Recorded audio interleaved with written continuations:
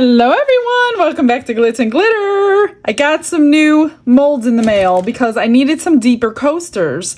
So Let's Resin has a package of 3. These came in the set. So you'll get a round, an octagon, and a square. And talk about deep, you guys, these are massively deep. So these are good for like really deep inlays that you might have and your regular coaster molds don't work, or maybe like those little rubber duckies that I was using. These would have been perfect for those coasters. And I would have not had to put an additional top coat on after demolding those ones. And they also have on there how much fluid ounces that they hold. So I chose this one today because I never had one this shape, and I'm like, why not? And it said 32.2 fluid ounces, so I took some water and I filled one of them, and that is very accurate with water. So this one held just over 8 ounces to do it full. I don't know if I'm going to do it full, but I don't really have my full plan in motion yet. So I'm just gonna do this one. And then a while back in some Happy Mail, my friend Casey, she sent me this huge batch of like melted papers that she painted with something. Like, it's pretty super cool stuff, and I haven't gotten to use it yet. So what I did is I pulled out 4 of them that caught my eye, and I'm thinking we're gonna inlay these, and I needed something deep, which is why I got the deep coaster molds, because these are like bubbly and wavy and they're not flat, but I wanted to use them in something. There's a pink and purple one. I think what I'm gonna do is cut them to fit, but maybe in order to keep this as a set, I'm not even sure I'm gonna do 4. Maybe I should try 2. I don't know, I'll figure it out on the break, but I'm thinking if I do them all backed in the same color that would go with all of them, maybe we could keep them as a set. And I was gonna like cut this stripe out so we can get a little purple and the pink out of it. And then here's a really pretty teal one and dark blue. This one has blue, purple, and green. So let me figure out how I'm gonna cut these. Let me figure out what colors are gonna go behind, and then I will mix up some resin. We'll get started. I cut all 4 of them almost like to fit, and what I didn't want is like cut edges. So I know she heat shrunk these with her heat gun. So I'm gonna just heat shrink these and let you watch so we don't have those cut like flat edges.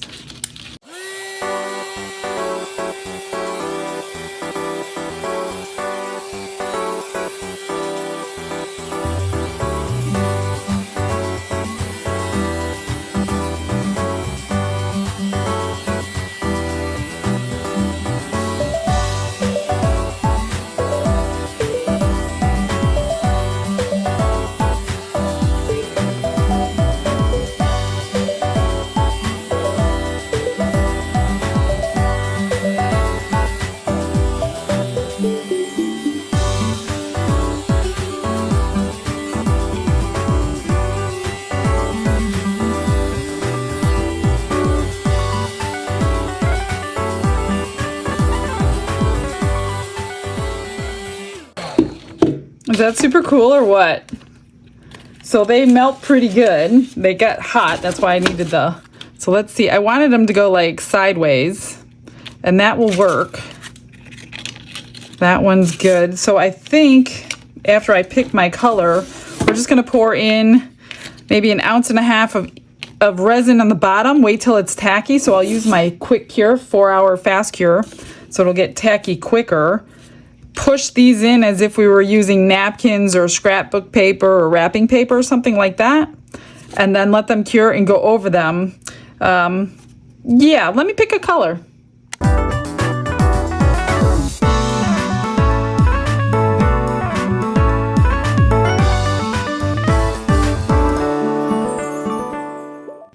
I decided to do it complicated, like I complicate everything that I do. I mixed up 6 ounces. I'm going to Geode Effect underneath them. So we're working up. So this is going to be the top of our coaster, not upside down for a reveal. So because I know that the geode works up and you need to look at the top side for the good side, I decided to do that. So I split my colors. I picked 4 colors to correspond with the 4 pieces of paper, and I put a 1/2 ounce, fluid ounce, into each of these cups for the 4 colors. The other 4 ounces I am going to use crystal white mica powder, because I mean, you don't have to use white with your geodes, but it does look really good. And seeing that I want them all to kind of go together, I wanted it all to have their own color and also to have the white, so that will be the color that binds them all together. So I'm just going to mix up a good amount of mica powder in them. There's no need for a vacuum chamber today because really bubbles are not going to be an issue. First of all, they're going to be really thin, and we don't have any silicone coming up over anything to trap bubbles from escaping. So not a big deal on bubbles today, so we don't need to do that extra step. So I did use the epoxy resin because you need your resin to move as long as possible when you're doing a geode effect.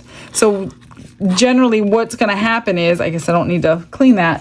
What's going to happen is I'm going to pour my dark color around the edge and then the white in the center to touch each other, but they're actually going to like change positions. So the white's going to end up coming to the edge and the dark is going to make striations coming into the center.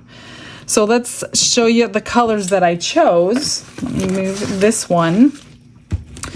So I have this blue, purple, and barely a little bit of teal. So I picked Purple Sapphire, and this is from Resin Art Luster Pigments.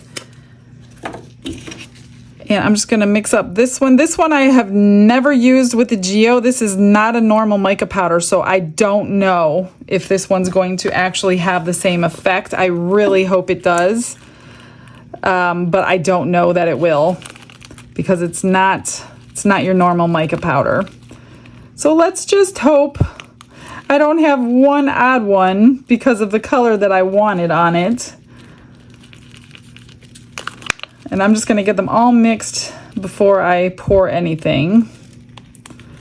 So that's the one purple, and then I picked Fuchsia by Let's Resin, and that's going to go with this pink and purple one. You want a decent amount of mica powder in your resin, that way you'll get those pretty cool striations that they make. But if you overdose it with mica powder, then it's just going to get really super heavy and not do very much for you. So there is like a little happy balance. I probably should not be mixing over my molds. I see I already got powder in there, so I need to clean that off.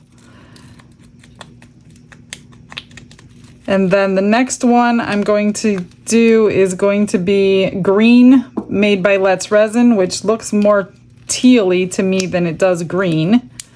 So that one looked good with the green paper. And everything I'm using will be linked below for you in case I'm inspiring you to try something and you'd love one of these colors. And also, this one is called Blue.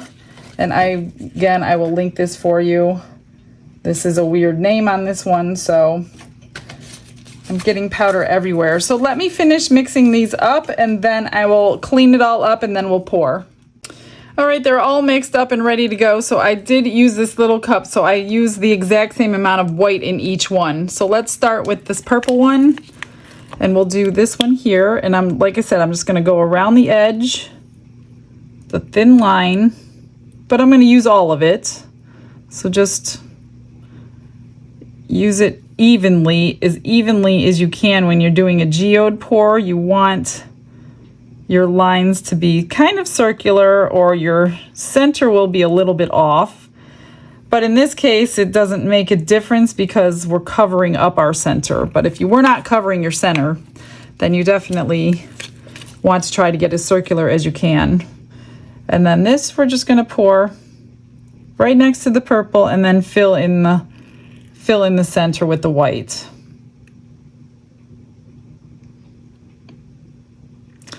I don't know how much of a reaction it's going to have because I don't have a clear push to go through the center.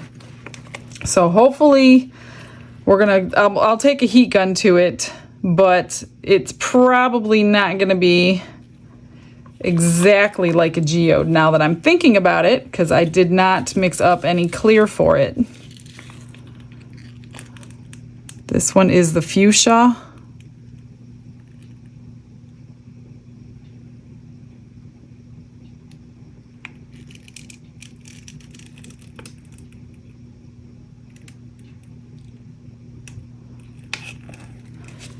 And then the white.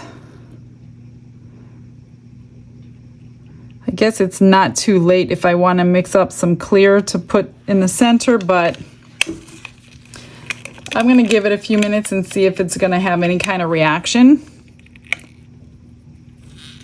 before I do that. Just mix that one up. So this one's already kind of reacting on the side. Let me get some more white.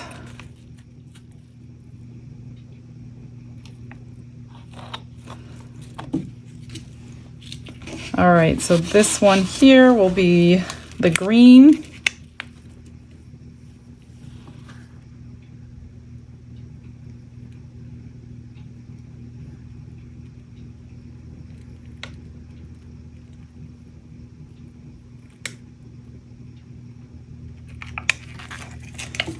And then the white. You can even dump it in the center, I guess. I guess you don't have to.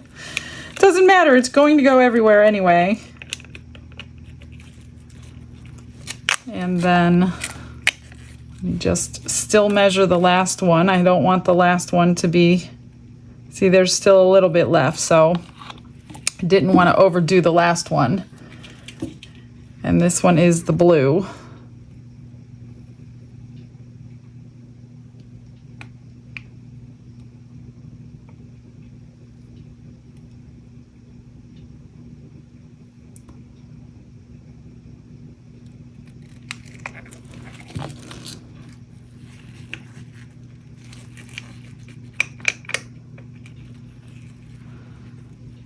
Then I'm just going to take my heat gun and we're going to just give it a little bit of warmth.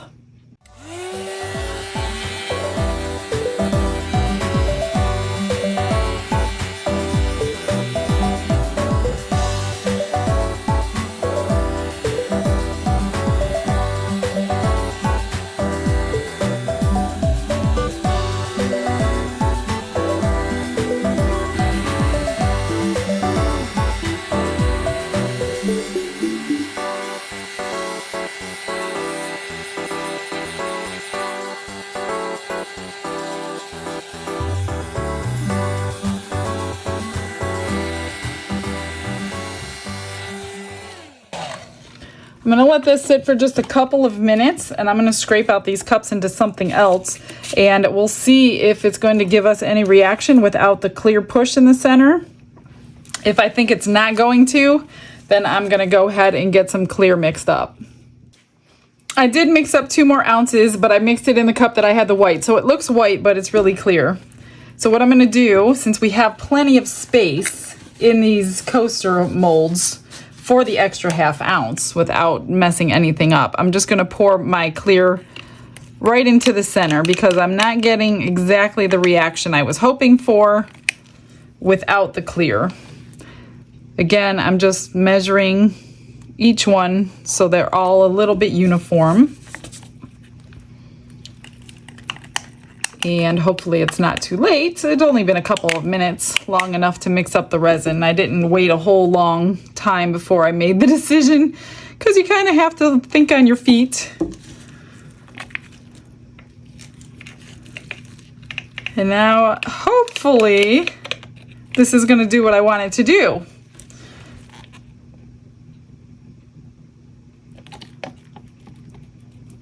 All right, that's good. I did put the rest in a bookmark and a pendant. I mixed all the colors together, so we'll see what we get out of those. Okay, now let's see if we get anything. Maybe I'll take the heat gun to it again once I wipe my hands off.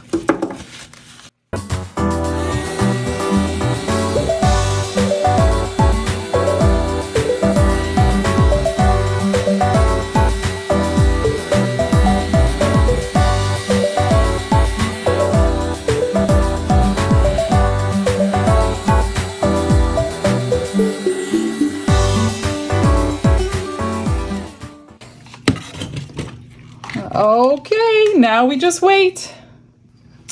Okay, so they're really sticky. They're ready for the papers, but because I did not put enough clear in, my reaction only stayed towards the center. So then I'm like, I'm gonna cover the whole thing. So I quickly cut my pieces up into pieces and heat gun them all to get them not to be like cut sides, you know? So I think that's what I'm gonna do. I'm just going to randomly place them. I don't know how many I'm gonna use in here, but that is my only other option because I didn't want to cover everything I just tried to create. So I'm just gonna lay them in, hoping I'm not ruining everything. Maybe I will use. I cut each one into 6 pieces. So already on plan B. And I did pull out a little bit of holographic glitter just to see if I wanted to sprinkle it, but I don't know that I want to do that. So let's just keep going here.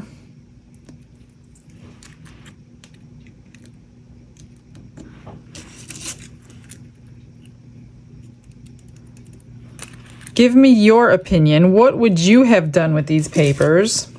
Because I still have a lot left. And it doesn't necessarily need to be a coaster.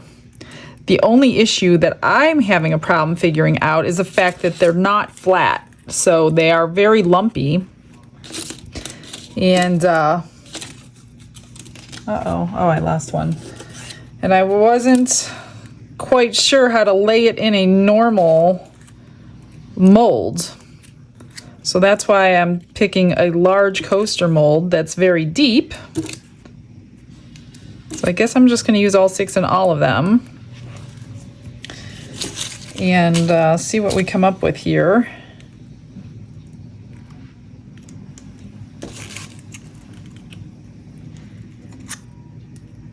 The question is, do I use the holographic glitter? Now there's going to be a lot of bubbles come up out of this from underneath those portions that are, so I'm thinking if I use deep pour resin, although I'd have to wait several days for it to cure unless I use my heat mat later, that may give me more time to get all the bubbles out of them because I can't coat them in resin this way. Let me think about this one. I'm not sure if I want to put it in or not. I'm just going to go for it. I'm just going to do a tiny little bit and see what happens. I mean, at this point, my entire plan is shot because of a little tiny little bit of clear resin that I did not add. Otherwise, that effect would have went from edge to the center and not just the center. So plan B again. So we're just going to jazz it up a little bit. Oops, I didn't want that much in there, but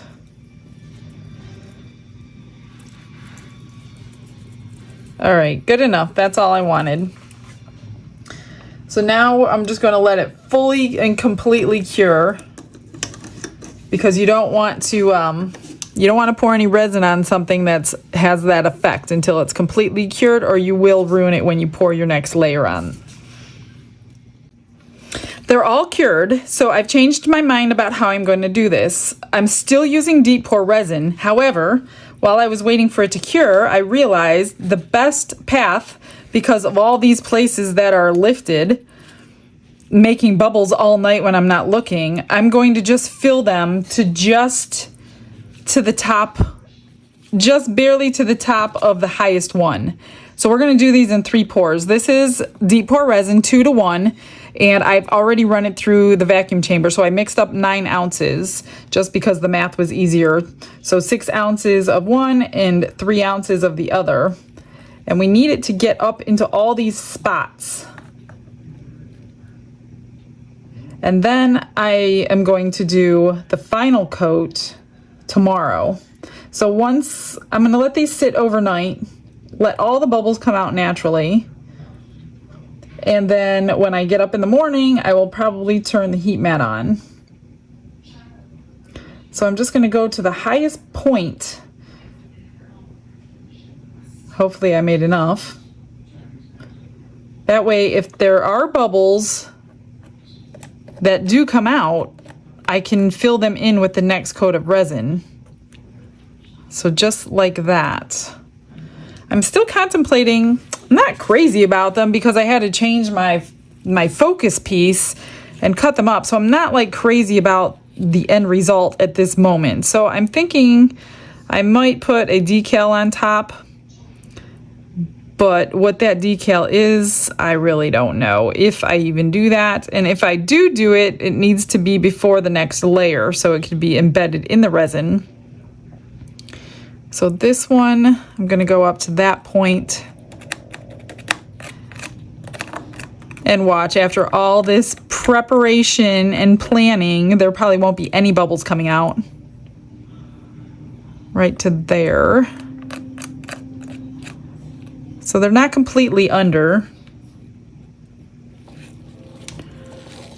but they should be fixable if I need to. So deep pour resin I rarely use anymore. I used to use it on a lot of boards, but since Let's Resin can now be an inch deep for the epoxy, I don't have to use it on our charcuterie boards anymore.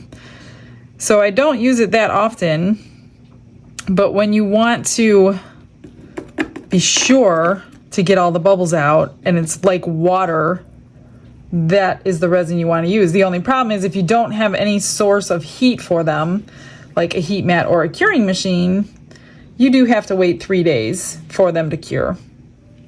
And that's just the way that works because it's so loose and it cures much slower than normal epoxy. I have just a little bit left, and since I can't do anything with deep pour, I'm not going to wait 3 days for a pendant to cure. I'm just going to go ahead and use it up. So that was the perfect amount. So far I've got 15 ounces invested in these. And we will see. I don't need much for a top coat,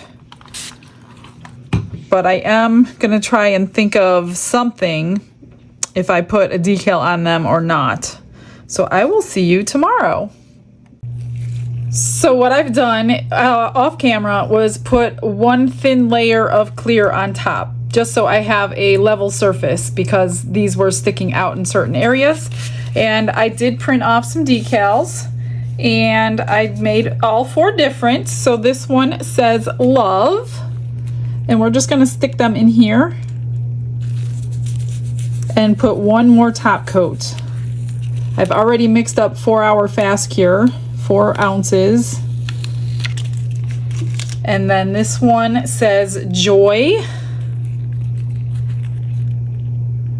So this was not my vision for these. So I'm not in love with them, but I'm trying to make them a little bit better. And then one that says peace.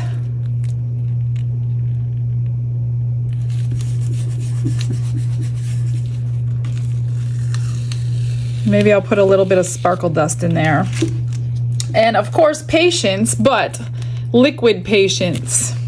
Since this is a coaster.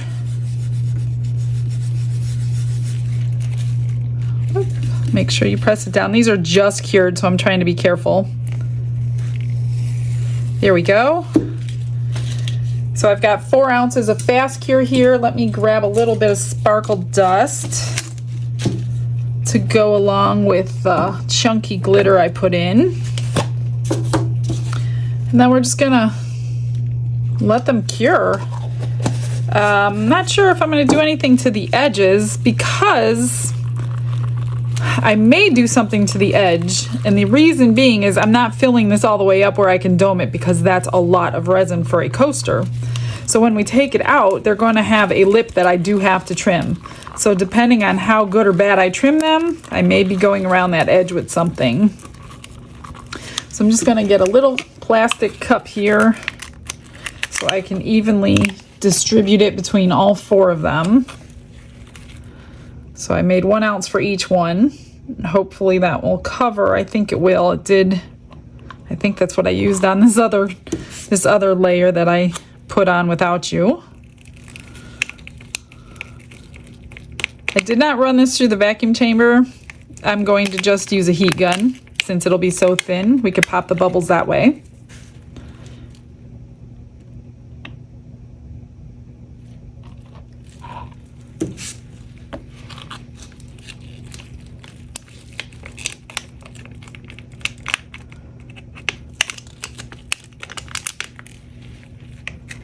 And you can still see those papers underneath. We're just having a little bit of shimmer to them.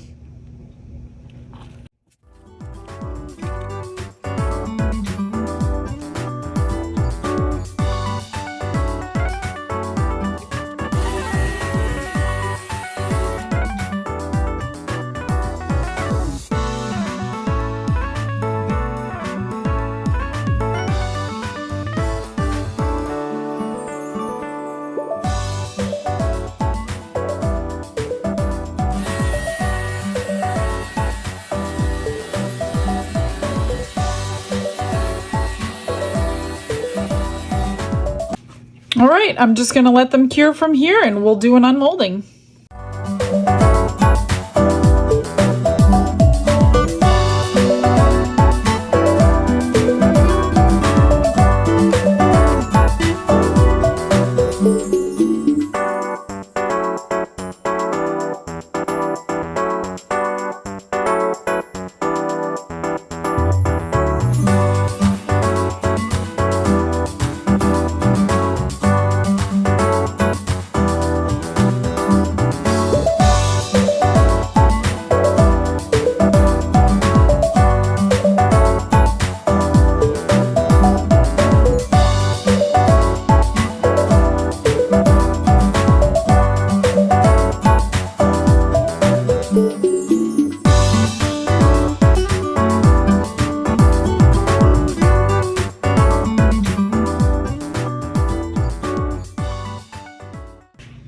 Obviously, I couldn't leave them alone, especially after trimming that edge, but here's the two extras. So I had one pair of earrings. I just mixed the blue in there, and then here is, oh no, I have a bookmark too. So a keychain with all the colors mixed in. And here is the cool bookmark. I didn't want to cover that up. That ended up being really super cool the way it blended together. So I didn't cover anything on that one. And yeah, when you trim edges like that, you'll see that scratch mark. So you can either like go over it with a little bit of UV resin and wipe it in with your hand and cure it. But you know me, I can't just do that. So I chose, I think these are diamond dots. These were mailed to me, but I think that's what these are. All four of them that I chose had a corresponding color. So that is what they are. And that will help hold in any condensation. Here's the blue one. And then the pink one. Obviously, it's not my first plan, so I don't love them. They're okay. I wish my first plan would have worked out. If I had to do it again, I think I would marble the bottoms, those two colors, and then lay that piece on diagonally like I was going to. I would probably still put a sticker on. What I like about this is it looks three-dimensional because it's not sitting on the base and it is actually casting a shadow if it's in the right light. And then the backs I took and put a piece of cork on. Underneath was just white mica powder, just like I poured it. So they weren't pretty or anything. So that'll help protect your surface. So that's it, you guys. Thanks for coming in and joining me today. I've got a couple more new molds to do in the next few days, so definitely come back and check those out. I will get you some final pictures for all of this. Thanks for joining me, and I will see you guys tomorrow. Have a blessed day, everyone. Bye.